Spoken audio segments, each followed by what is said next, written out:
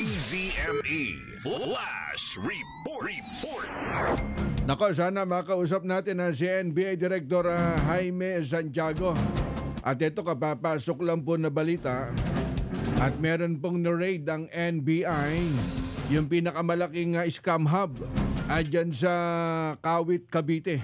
At hindi biro yung scam po nila. Kumbagay global operation. At napakaraming naaresto. Mga Malaysian national, Chinese national, at saka mga foreign national.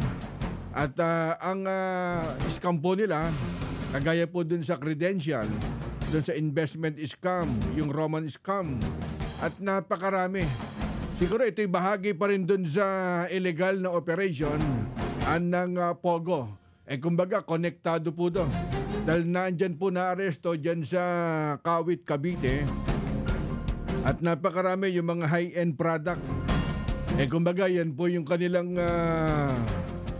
global operation. At kaya interesado kami makausap si NBI Director Jaime Santiago. At accomplishment naman to. Kumbaga, napakaganda ng pinapakita ngayon ng NBI. Kumbaga, sunod-sunod ay yung kanilang operation. Itong scam hub dyan sa Kawit, Cavite.